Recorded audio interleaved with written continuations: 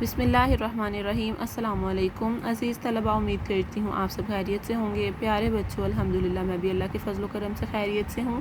آج ہم سبق آمنہ کا اسکول کی پڑھائی کے ساتھ ساتھ سبق آمنہ کے اسکول کی ورک شیٹ بھی حل کریں گے۔ بیٹا سبق آمنہ کا اسکول جو ہے، اس کی مختصر میں آپ کو کہانی سنا رہی ہوں، جیسا کہ آپ اس سبق کو پہلے بہت اچھے طریقے سے پڑھ چکے ہیں۔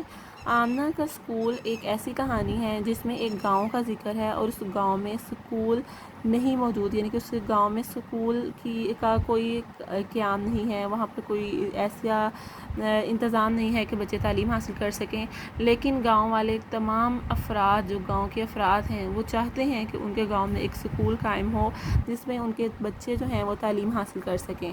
تو بیٹا اس مقصد کے لیے تمام لوگوں نے مل کر آمنہ کے دادا کو پیسے جمع کروانے کا فیصلہ کیا، اور وہ جیسے ہی فصل کے پیسے آتے وہ آمنہ کے دادا کو پیسے جمع کروا دیتے، یعنی کچھ حصہ جو اسکول کے لیے وہ ڈالنا چاہتے تھے وہ اتنے پیسے آمنہ کے دادا کو جمع کروا دیتے۔ پھر وقت گزرنے کے ساتھ ساتھ ایک وقت ایسے آ گیا کہ آمنہ کے دادا کے پاس اتنے پیسے جمع ہو گئے کہ اسکول کی تعمیر ہو سکے۔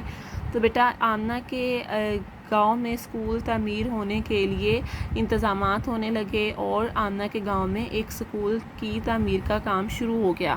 اب جو فرد گاؤں میں جس کام میں ہنر رکھتا تھا، مہارت رکھتا تھا، بیٹا ان لوگوں نے وہی کام کرنے شروع کر دیے، جس سے گاؤں کے افراد کے لیے بچت بھی ہو گئی اور ان کے کام میں آسانیاں بھی پیدا ہو گئیں۔ یعنی گاؤں کے مستری تھے ایک احمد چچا، انہوں نے اسکول کی تعمیر کا کام کیا، اور گاؤں میں ایک بڑھئی تھے جن کا نام تھا ارشد چچا، انہوں نے بڑھئی کا کیا کام ہوتا ہے بیٹا؟ کرسیاں اور میز بنانا۔ تو انہوں نے کیا کیا؟ اسکول کے لیے کرسیاں اور میز بنائے۔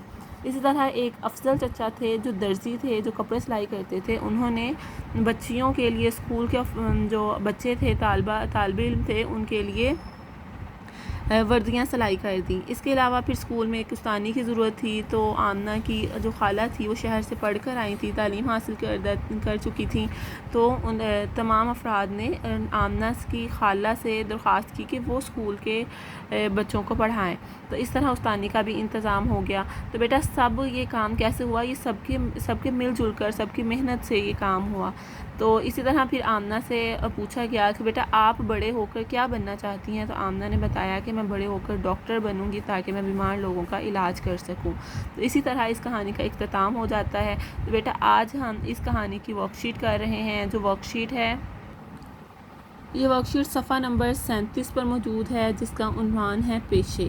تو بیٹا آج ہم نے اس ورک شیٹ کو مکمل کرنا ہے۔ ہمارا عنوان کیا ہے؟ آمنہ کا نیا اسکول، اور ہم اس کے سوالات کے جوابات تحریر کریں گے۔ سب سے پہلا سوال ہے کہ اسکول کی دیوار کی تعمیر کس نے کی اور کیوں؟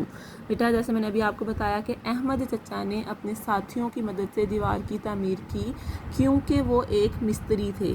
ابھی دیوار کی تعمیر کا کام کون کر سکتا ہے؟ ایک مستری کر سکتا ہے نا۔ تو کیونکہ احمد چچا گاؤں کے مستری تھے، اس لیے انہوں نے اسکول کی دیوار کی تعمیر کی۔ اسی طرح آپ کا دوسرا سوال ہے کہ اسکول کے بچوں کے لیے لکڑی کی کرسیاں اور میز کس نے بنائے؟ اب بیٹا کرسیاں اور میز کون بنا سکتا ہے؟ بڑھئی، ٹھیک ہے۔ بڑھئی کیا کام کرتا ہے؟ وہ لکڑی کا کام کرتا ہے۔ تو اسی لیے ارشد چچا گاؤں کے بڑھئی تھے، اس لیے انہوں نے اسکول کے طلباء کے لیے، اسکول کے بچوں کے لیے کرسیاں اور میز بنائے۔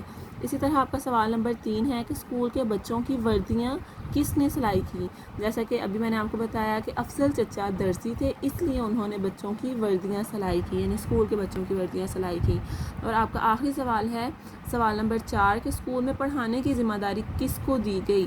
تو اسکول میں پڑھانے کی ذمہ داری آمنہ کی خالہ کو دی گئی، ٹھیک ہے۔ ویسے آپ نے اتنا ہی تحریر کرنا ہے۔ تو بیٹا اب آپ کا گھر کا کام کیا ہے کہ آپ نے صفحہ نمبر 37 پر سبق آمنہ کا نیا اسکول کی ورک شیٹ مکمل کرنی ہے، اور پھر اس کی تصویر بنا کر گروپ میں شیئر کرنی ہے۔ امید کرتی ہوں آپ یہ کام اچھے طریقے سے کریں گے۔ اپنا خیال رکھیے۔ اللہ حافظ۔